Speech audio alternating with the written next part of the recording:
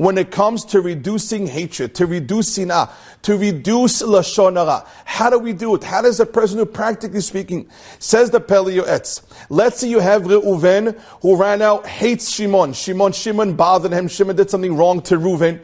And Reuven basically hates Shimon. If halachically you're not allowed to hate Shimon, if Reuven, according to halacha, is not allowed to hate Shimon, then he's not allowed to hate him. Even though he wants to, even though his emotions, even though it's hard, even though he's not in the mood, even though it's easier to just hate Shimon.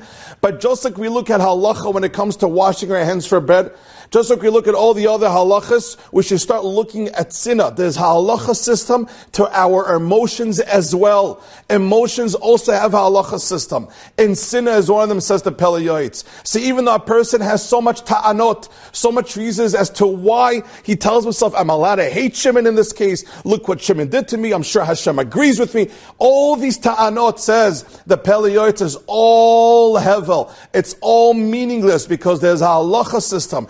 When you're allowed to hate a person and when you're not allowed to hate a person. And if it's not part of where the Torah tells you you're allowed to have sin'ah to such a person, if it doesn't fit the halacha category of over here, you're allowed to have hatred towards that person, halachically, you're not allowed to hate that person. So what's the trick to reduce sin'ah?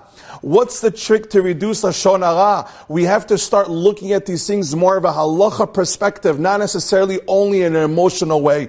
Just like Reb Chaim Kanievsky said that by limud Torah, and just like we look at it by Netilat Yadayim, so too a person should look at it when it comes to sinah.